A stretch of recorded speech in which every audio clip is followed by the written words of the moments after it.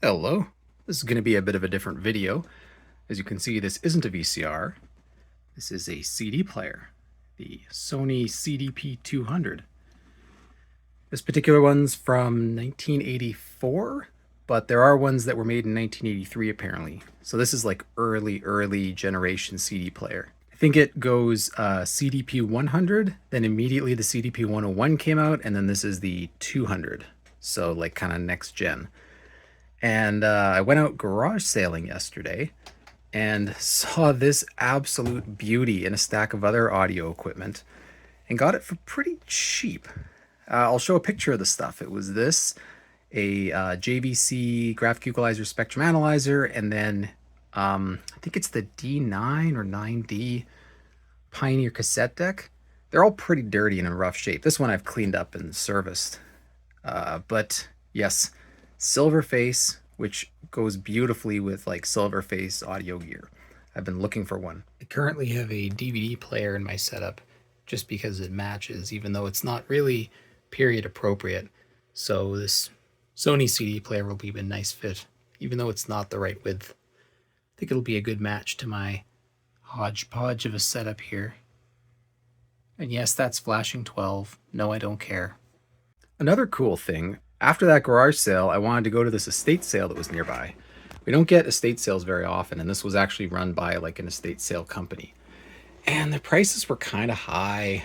You know, they knew what they had. It was beautiful high-end stuff, a lot of camera gear, a lot of audio gear. There was a JVC portable VCR, but they wanted like $150 for it. Like, it was pretty expensive. But then I saw this for $5. And it had the dock, but the dock was in a bin of stuff $3 each.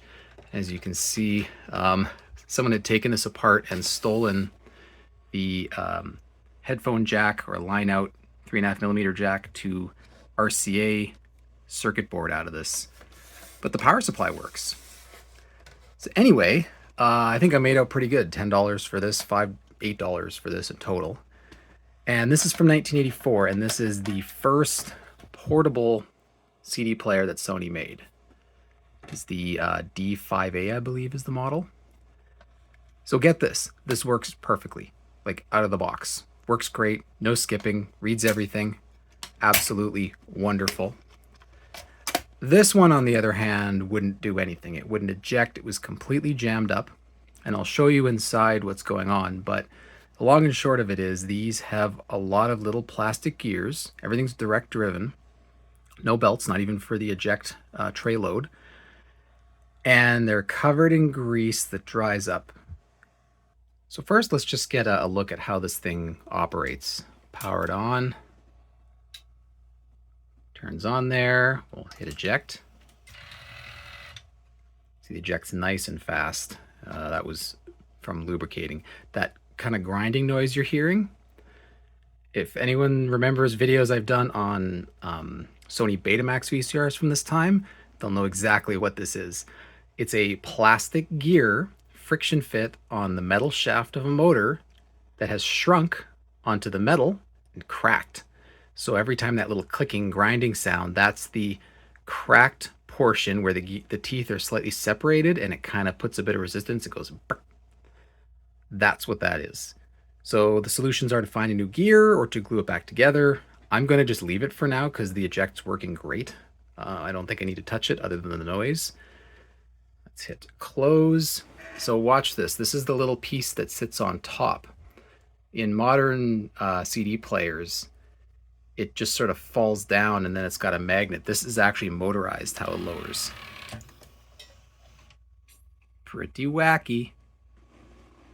As you can see, this thing reads very fast. The laser on it is phenomenal. It was actually playing discs without cleaning it, but it was skipping a lot. And then I looked at the laser, it was just covered in dust, so I brushed it off. And then after that, it played almost every CD perfectly, but some of the newer ones, it wouldn't read. And then I realized I actually have to clean it with a wet Q-tip. Did that, got all the dirt off. Now it plays everything, including CDRs. Grab this totally legitimate CD. Yes, it's a data CD. Yes, it's a computer CD. Fun fact, these old CD players don't distinguish and will just play the entire data as a single audio track. So if I go to elapsed 66 minutes, and if I put the audio on, if I put the audio on, it's just noise. The newer ones, I think, would either mute it or just not play it at all and say it's data. But yeah, that was a fun thing we used to do. You'd get like a data CD that had audio on it as well. Like a lot of video games did that for the in-game music. So track 1 would be the game, but then 2, 3, 4, 5, etc. would be the music. So you could just put it in your CD player and listen to the Warcraft 2 soundtrack. Anyway, this video I also just kind of wanted to mention all the issues that I ran into this. So if you run into them, you know what to look for. Down here, you'll see this motor and this gear set is for raising and lowering that top piece that matches with the spindle motor. This motor moves the laser along this track here. Both of these, I had to take these little C-clips off, remove the gear, clean the shaft and the inside of this gear with isopropyl alcohol, and then re-lubricate it. And I just used the tiniest amount of this white lithium, yes, whatever it's called. Same thing with these. This whole motor piece comes out with 3 screws, one there, one in behind there. Then this whole assembly can come out. It'll just unmesh with that, I don't know if you can see it there, that pinion gear right there. And you can just take it all apart and clean it. And then there's a third set, and it's actually above this motor here. You can get it from the front. This whole mechanism will come out, and that's for the tray loading. That one for sure needs to be dealt with. That was the one giving me the most trouble. These two were actually working fine, but they were still very stiff, so for good preventative measure, I lubricated them anyway. And one issue I was having that I couldn't figure out for a while was, you see this tray is kind of spring-loaded. What it does is there's these little angled guides, tracks that this moves in. And when this tray goes in, it pushes up against some posts at the end that lower this down. And it lowers it down so that the CD won't touch these little rubber feet when it starts to spin. And what had happened was this one was stuck down. And the problem is these little feet have clips that go through this metal tray. And if this is stuck down, they won't clear the loading gears. These little clips here. So what I had done, or even that maybe the previous person had done, is popped these out. I don't know if I'm able to do that here. Anyway, they were popped out, so they were sticking up, right? So they would clear the gear, but then they were sticking up so much that they would be pushing the CD, pushing against the bottom of the CD, and it wouldn't spin.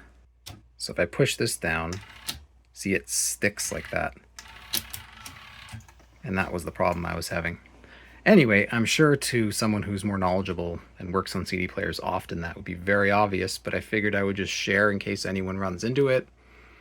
You know, this is supposed to move up and down. And you can actually see, watch, when the tray goes in, you'll see it move up and down. Yeah. Kind of neat. Now, if you look, you see this little crumpled thing inside this tray.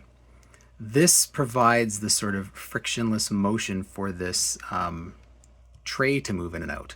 There's these aluminum guides that have a little crevice in them, and then this has a crevice in them, and then there's these plastic pieces, these little skating pieces that glide in between. And if you're taking this tray out, which I did, what you do is you loosen these 2 screws here. You've got these little springs that push it into place. So you can kind of fight against those and then tighten these with this loosened up. And then when you put it back, you just sort of loosen these screws, let it friction fit down with the screws and then tighten it. Or with the springs and then tighten it. It's kind of a wacky design. Like, it's needlessly overcomplicated for what it's accomplishing.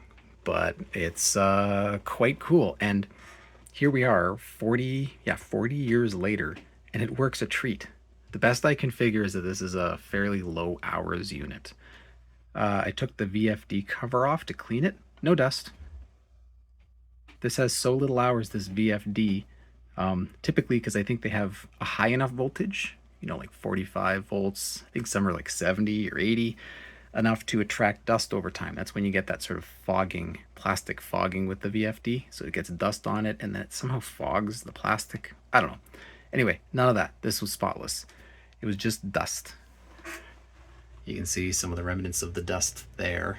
They didn't clean up. But yeah, overall, I'm very happy with it. But if you do find one of these, loads of lubrication. You pretty much have to tear down this whole mechanism to get it properly lubricated. But it's very easy to do. Sony did a good job with making this serviceable. And this works out well because I've been kind of getting back into CDs. I've been buying CDs from sort of the peak era of CDs. So late 80s, 90s, and 2000s era music that I enjoy. I used to have CDs and gave them all away when MP3s became a thing, and now I'm getting back into physical media. And these are so cheap. You can find them for 50 cents or $1. You get a nice physical disc. The sound quality, I forgot how good this sounds. And yeah, like, they're cheap right now. The reason I have so many records, or vinyl as the kids call it, is because they used to be cheap. They're not cheap anymore. So I've kind of pulled back on that. However, CDs, you know, now I have CDs because I get physical media, I can go to the thrift store or garage sales, find all the music that I really like. You know, maximum $5. $5 will get you a hard to find CD.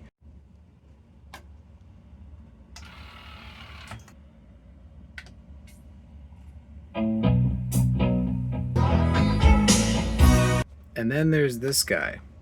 Came out, I think, a year after this model, but I think both of these are made in the same year, 1984, thereabouts. This, I guess you could call portable. They called it a compact player, and I guess it's kind of portable. But I mean, like, it doesn't even have a battery compartment, although you could get these massive adapters to attach a battery holder onto them.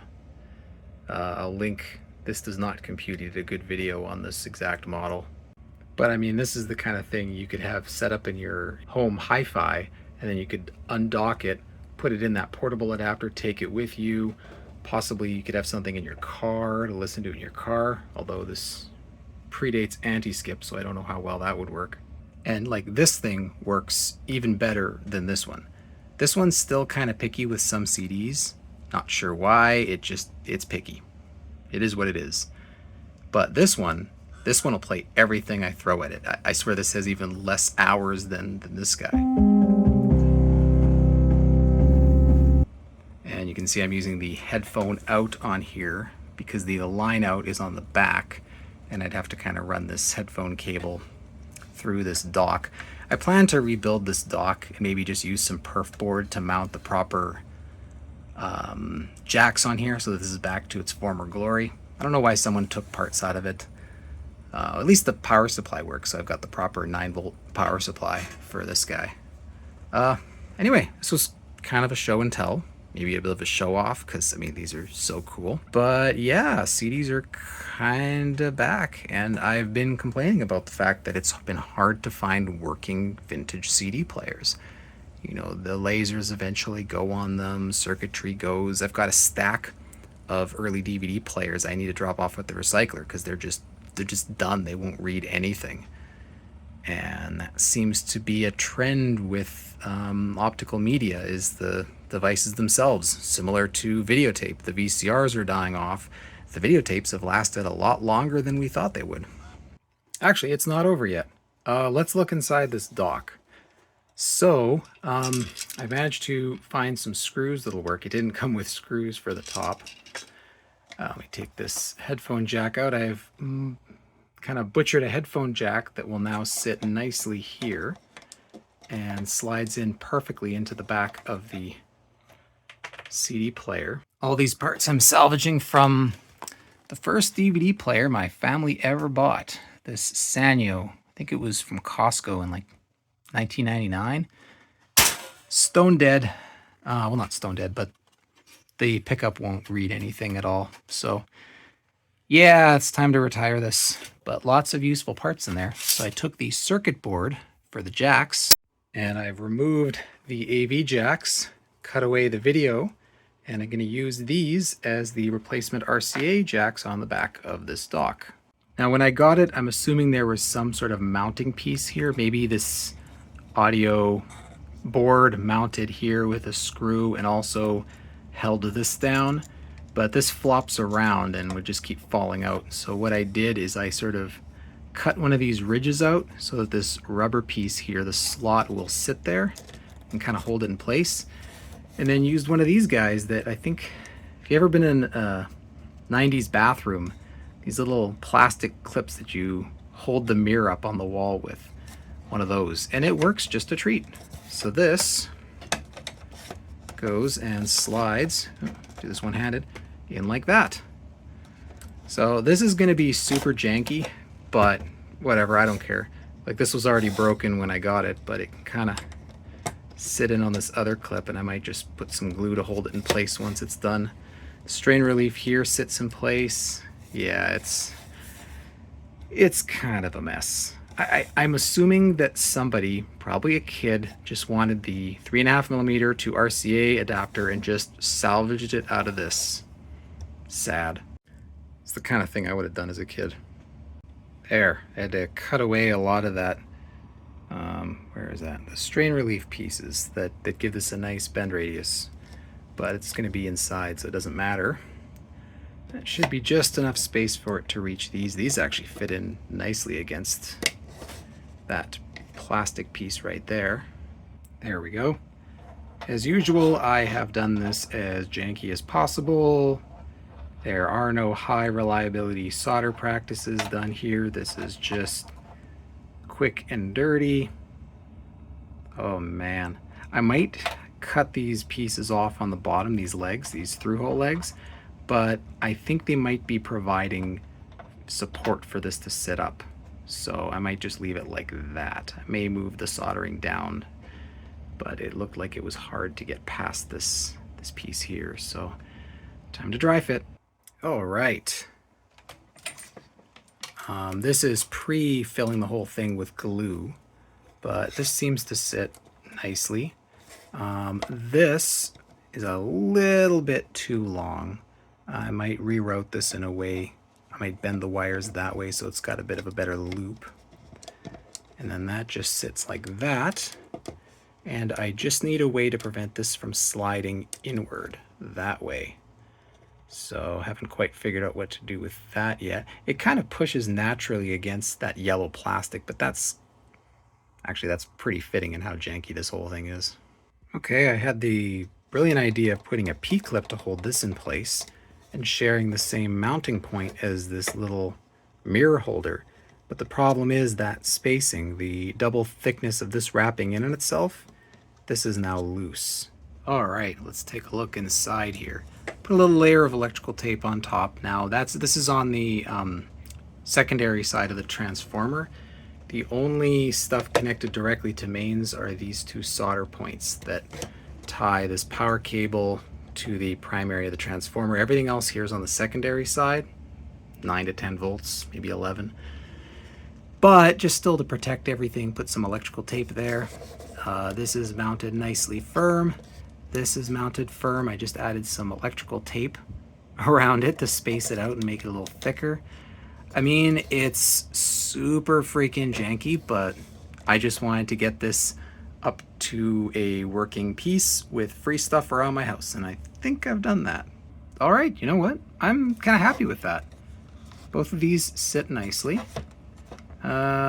It kind of looks like that's at a bit of an angle, but it should be fine. I got the line out on the back. The left and right even match the labeling. I found some screws that I salvaged off the same DVD player so I can actually mount this properly. And this should just go and slide on. Let's slide that up properly. Like that. Yeah. Let's try that again. So when it first comes up, it kind of walks a little bit. So you got to make sure that lines up. there we go. Let's test it out. Aha, I figured out that humming problem. It sounded like a ground wasn't connecting, and yeah, if you pull that out, it buzzes. You gotta push it in all the way. So that's just the mating of this line out jack. But otherwise it should work. Skip to a song that's got something.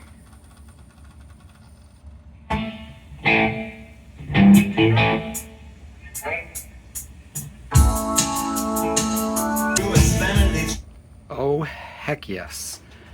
It's now a sleek looking buddy in the back. Look at that. Oh, I could not be happier. I should probably give a sort of disclaimer. Don't mess with things that have, live AC or, power supplies or anything dangerous that you could backfeed into your equipment or yourself unless you know what you're doing. I know it looks janky and I know it looks like I know what I'm doing here, but I don't recommend doing this unless you're knowledgeable on it. You could blow things up, hurt yourself. And also, this is on a switched outlet. Like, I'm going to have this hooked up to a stereo that this is only powered when it's turned on, which you should really do with old stereos anyway. Any of this old crap that I'm playing with, don't leave it plugged in your house. I mean, this stuff is ancient.